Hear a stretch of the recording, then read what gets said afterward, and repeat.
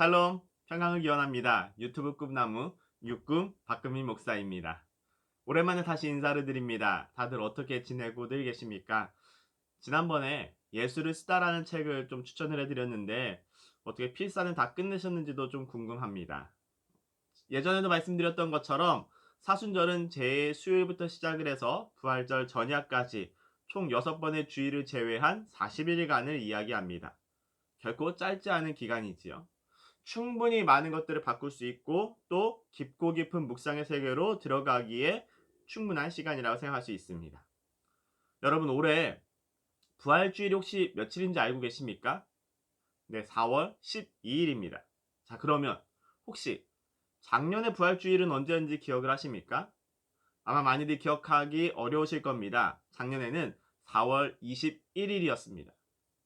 그러면은 성탄절은 혹시 며칠인지 기억하십니까? 이건 물어볼 것도 없겠지요. 12월 25일입니다. 그러니 참 이상합니다. 왜 우리는 성탄절은 잘 기억하는데 부활주일은 잘 기억하지 못하는 것일까? 왜 그럴까요? 바로 날짜가 계속 바뀌기 때문에 그렇습니다. 일단 부활절에 대해서 잠깐만 말씀을 드리자면 부활절은 매년 3월 22일부터 4월 25일 그 사이에 존재하게 되어 있습니다. 그러면 왜 이렇게 부활절의 날짜가 왔다 갔다 하게 되는 것일까요? 이것은 바로 우리들의 이 교회사와 연관이 깊이 있습니다. 교회사적으로 살펴보게 되면은 교회는 동방교회와 서방교회로 나눠져서 먼저 성장을 하게 되었습니다. 여기서 동방교회는 동방정교회를 의미하고 서방교회는 로마 카톨릭을 말합니다.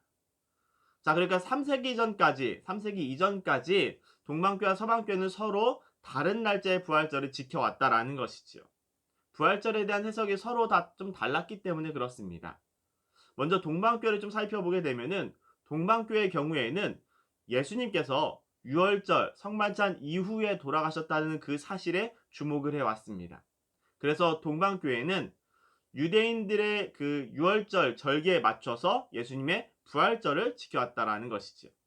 그런데 이때 유대인들의 유월절이 조금 독특했습니다. 유대인들의 유월절이 어떠냐면은 태양력에 그 기준이 맞춰져 있습니다. 큰 주기는 태양력을 따르고 있고 일이라든가 월과 같은 개념들은 또 음력을 따르는 아주 독특한 달력 양식입니다. 반면에 서방교회의 경우에는 예수님께서 부활하신 날이 다름 아닌 안식 후 첫날, 그러니까 주일이라고 하는 이 날에 주목을 해왔었습니다. 그래서 서방교회는 부활절을 주일로, 반드시 주일로 고정시켜서 지켜왔다라는 것입니다. 그러니까 참 재미있는 상황이 발생하게 되는 것이죠. 양 교회, 두 교회가 서로 부활절을 지키는데 각자 다른 날의 부활절을 계속해서 지켜왔던 것이었습니다. 그러다가 주후 325년경이 되면은 그 유명한 니케아 공의회가 드디어 열리게 됩니다. 그리고 바로 여기서 서방교회와 동방교회가 아주 지혜로운 결정을 하게 되는 것이지요. 서로가 주장하는 그 주장에 모순이 되지 않으면서 같이 지킬 수 있는 부활절을 여기서 결의하게 되는 것입니다. 그리고 그렇게 해서 정리가 된 부활절이 바로 오늘날 우리가 지금 지키고 있는 부활주일이 되겠습니다. 3월 22일부터 4월 25일까지 그 사이에 들어가게 되는 부활절인 것이지요. 자, 그러면은 이 부활절은 어떻게 정하게 되느냐, 그 기준이 무엇이냐 설명을 해드린다면 바로 춘분과 연관이 깊습니다. 먼저 춘분이 지나야 됩니다. 춘분이 지난 다음에 첫 번째 만월, 그러니까 첫 번째 보름달이 뜨는 그 주간의 주일을 우리가 부활주일로 지키게 되었다라는 것이지요. 놀랍게도 동방교회에서 주장을 해왔던 그 음력의 전통하고 또 서방교회에서 계속해서 이렇게 주장을 해왔었던 그 주일의 전통을 모두 다 만족할 수 있는 그 기준을 정하게 되었던 것입니다. 그리고 이런 이유로 인해서 부활주일이 날마다 해마다 조금씩 날짜가 바뀌게 되는 것이다 라는 것이지요. 그리고 그러면서 주일이란 사실은 절대로 바뀌지 않게 되어서 우리가 부활주일이라고 부르게 될 수 있었습니다. 그러니 참 신기하지 않습니까? 이처럼 2000년이 넘는 이 기독교사에서 아무 의미도 없는 그런 절기는 하나도 없습니다. 다시 말해서 작년과 똑같은 사순절, 매번 똑같이 반복되는 그런 사순절은 없다라는 뜻입니다. 사실 모든 절기와 모든 교회력들에는 각자의 이야기들이 담겨져 있는 것이고, 또 그 이야기들에는 수많은 믿음의 선진들의 깊은 고민과 기도가 있었다라는 사실을 잊지 않으셨으면 좋겠습니다. 자, 그러면 여러분들은 지금 이번 사순절은 어떻게 보내고 계십니까? 저는 개인적으로 올해 이 사순절이 정말로 특별한 사순절이 되리라는 이 확신을 좀 가지고 있습니다. 교회에 지금 새로운 패러다임이 계속해서 제시되고 있기 때문이지요. 흩어지는 교회, 그리고 또 함께 모이는 교회에 대한 끊임없는 이 고민과 그리고 또 도전이 계속되어지고 있는 중에 있습니다. 여러분들은 어떠셨습니까? 사실 저도 처음에는 상당히 좀 어색했었습니다. 군종명하고 둘이서만 새벽 예배만 드리는, 새벽 기도만 드리는 그것도 좀 어색했었고, 또 성도들과 교제가 단절된 채로 성도들과 교제 없이 보내는 그 사순절도 상당히 어색했습니다. 그런데 어느 순간부터 저 개인적으로는 그냥 혼자 조용히 성경 말씀을 필사를 하고 또 독서를 하고 또 기도를 하다 보니까 어떤 독특한 좀 느낌을 감정을 갖게 되는 것을 느끼게 됩니다. 홀로 걸어가고 있는 광야길인데 분명히 낯선 사순절임에도 불구하고 이게 상당히 괜찮다라는, 견딜만하다라는 느낌이 있었던 겁니다. 외로운데 외롭지 않은 사순절을 지금 저는 보내고 있습니다. 사실 이건 뭐라고 좀 표현할 말이 없는데, 굳이 묘사를 한다면 조용하면서도 깊고 잔잔한 그런 사순절 같은 느낌입니다. 여러분들은 지금 어떻게 보내고 계십니까? 그리고 저는 이제 이 홀로 걷고 있는 이 사순절에서 공동체를 좀 찾아보려고 합니다. 아마도 저처럼 광야 한가운데서 주님의 그 친밀한 사귐을 경험하고 계신 성도님들이 분명히 계실 겁니다. 그래서 이제 우리가 이 사귐의 그 교제의 폭을 좀 더 넓은 곳으로 확장해 보자라는 것이지요.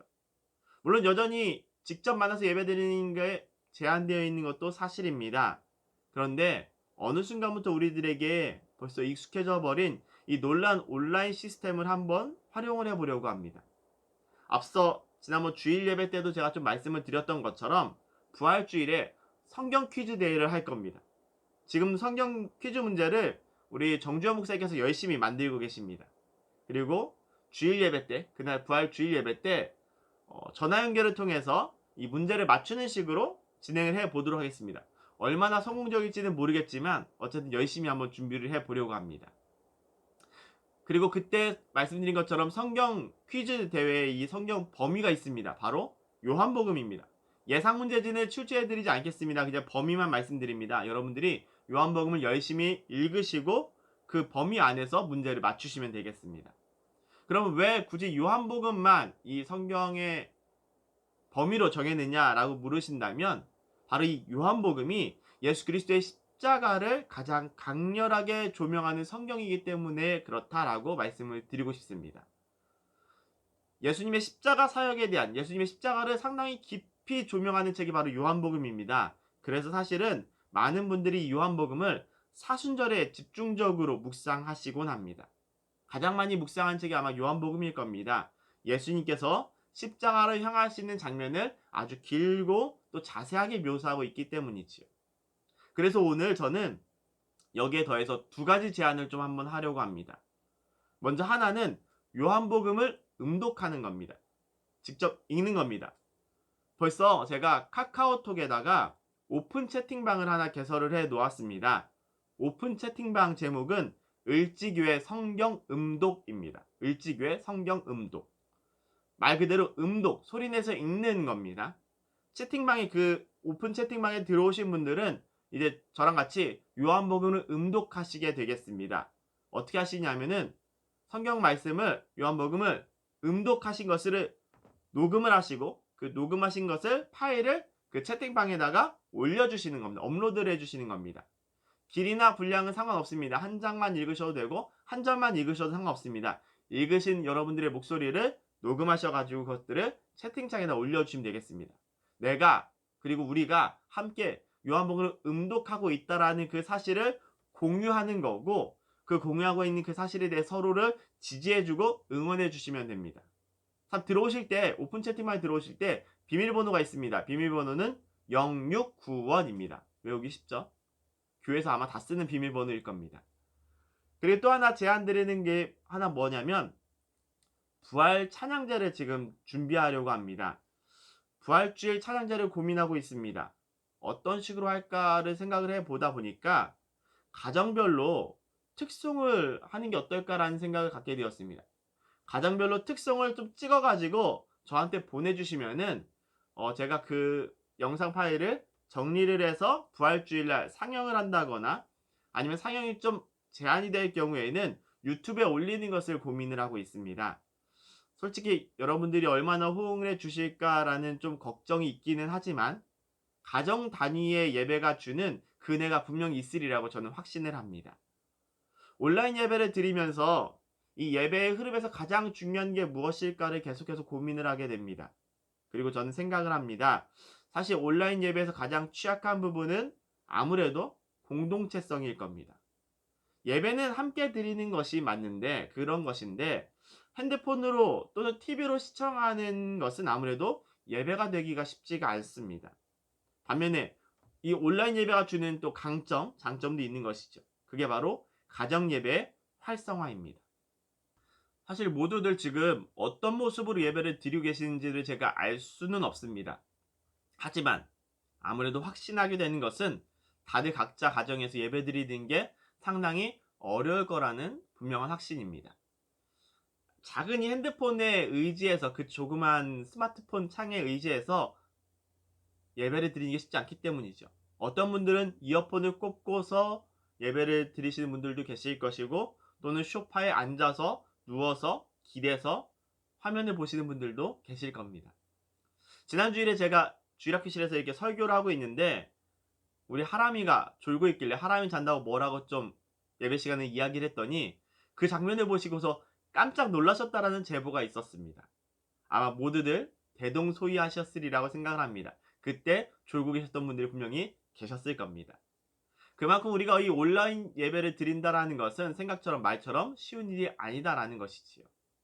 그래서 이 온라인 예배에 대한 부족한 부분을 우리가 반드시 가정 예배로, 작은 집단의 공동체 예배로 메꿔야 될 필요가 좀 있습니다.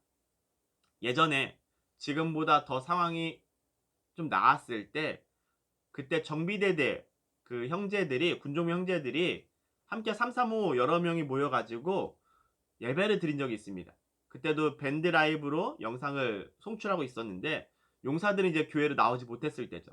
그때 정비대대 형제, 군종 형제들이 어떻게 했었냐면은 자기들 나름대로 자체적으로 주보를 만들었었습니다.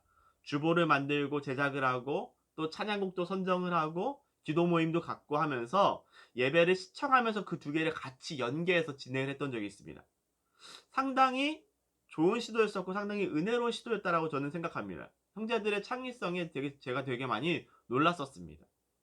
아마 각자의 가정에서도 이런 식의 시도가 가능하시다면은 훨씬 더 깊은 예배의 차원을 경험하실 수 있을 겁니다. 이번 기회에 한번 가정 예배의 순서지를 만들어 보시고 또 찬양도 한번 같이 먼저 해 보시고 그리고 가정 예배 속에서 기도 또 대표 기도도 한번 정해서 예배를 드리시면서 송출되는 예배를 같이 드려 보시는 건 어떨까라는 생각을 갖게 됩니다. 다양한 예배 방식 우리가 만들어 볼 수도 있을 것이고 또 활용하고 적용해 볼 수 있을 것 같습니다. 지금도 어떤 사람들은 예배가 중단된 기간이 너무 길다라고 이야기를 하고 있습니다. 그런데 저는 생각합니다. 예배는 아직 중단되지 않았습니다. 우리는 계속해서 예배를 드리고 있는 중입니다. 지금 드리는 예배가 아니다라고 생각하시면 안 됩니다. 부족한 부분들이 있다라면 그것을 우리가 어떻게 메꿀지, 어떻게 하나님과 더 깊이 교제할 수 있을지, 신령과 진정으로 예배를 드릴 수 있을지를 고민해 봐야 됩니다. 각자의 예배가 공동체의 예배가 어떻게 될 수 있을지를 고민해 봐야 되는 것이고 무엇보다 지금 이 척박한 광야 속에서 더욱더 선명하게 들을 수 있는 주님의 음성을 들을 수 있는 그런 예배를 함께 사모하시며 드릴 수 있기를 바랍니다. 지금 서로 떨어져 있어서 많이 그립습니다. 그런데 아직 우리가 만날 시기가 되진 않은 것 같습니다. 목회 서신을 보내면서 다시 만날 날을 꿈꿉니다. 그리고 그러면서 우리의 공동체성을 한 번 더 확인해 보았으면 좋겠습니다. 이제 얼마 남지 않았습니다. 부활주일까지 함께 예배 드리면서 함께 좋은 시간을 우리가 구상해 보았으면 좋겠습니다. 오늘은 여기까지입니다. 하루빨리 함께 예배를 드리기를 소망해 봅니다. 그리고 그때까지 각자에게 주어진 그 광야 속에서 주님을 깊이 깊이 만나시면서 자신의 처소를 하나님께 가장 아름다운 예배의 처소로 올려드릴 수 있게 되기를 주님의 이름으로 간절히 축원합니다. 지금까지 좋아요 8개, 구독자 21명의 유튜브 꿈나무 육금 박금민 목사였습니다. 시청해주셔서 감사합니다. 안녕.